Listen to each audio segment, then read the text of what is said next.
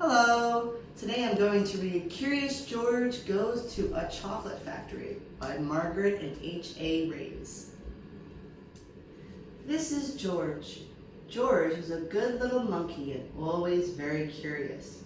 One day, George went for a ride with his friend, the man with the yellow hat.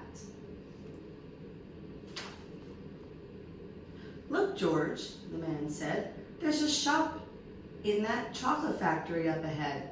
Let's stop for a treat." George loved chocolates. Inside the shop, boxes of chocolates were stacked everywhere, but the man with the yellow hat found his favorites straight away. "George," he said, "wait here while I buy these, and please stay out of trouble."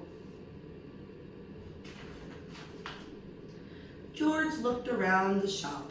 He saw chocolate-covered cherries and fudge-flavored lollipops. A chocolate bunny caught his eye.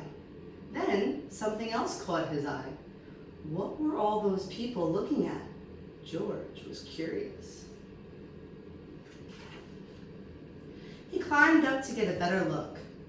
Through the window, he saw lots of trays filled with little brown dots. What were all those little brown dots? George was curious. He found a door that led to the other side of the window.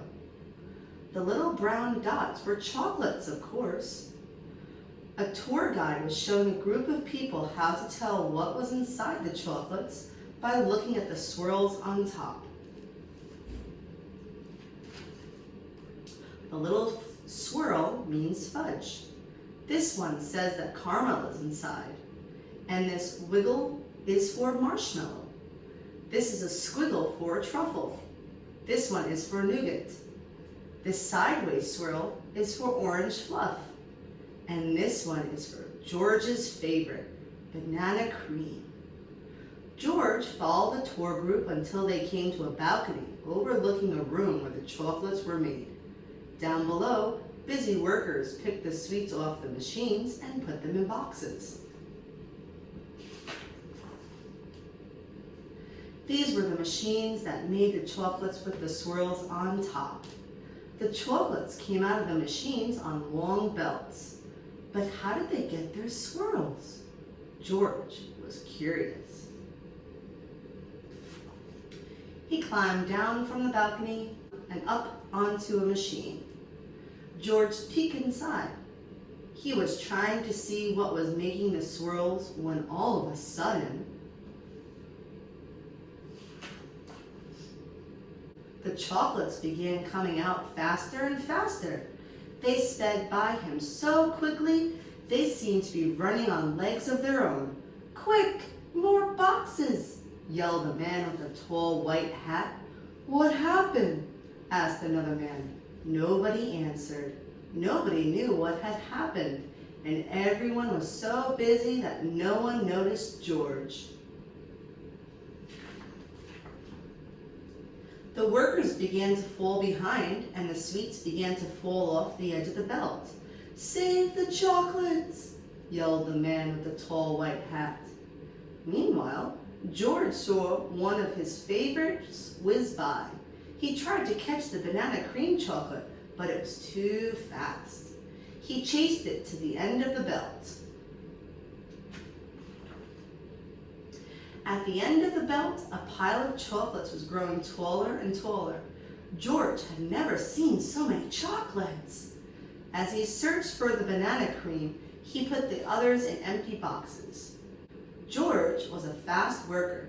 Somebody noticed and yelled, "Bring that monkey more boxes! He's helping us catch up!"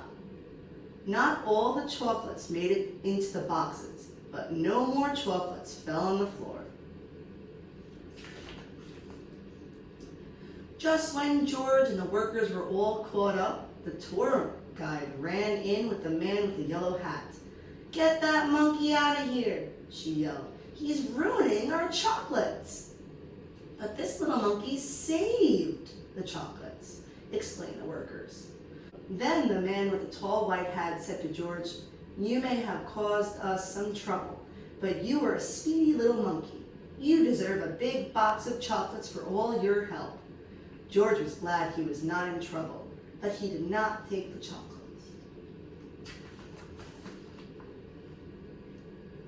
Back in the car park, the workers waved goodbye as George and his friend got into their little blue car.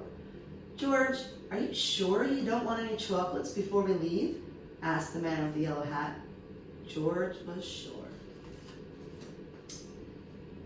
That was Curious George Goes to a Chocolate Factory.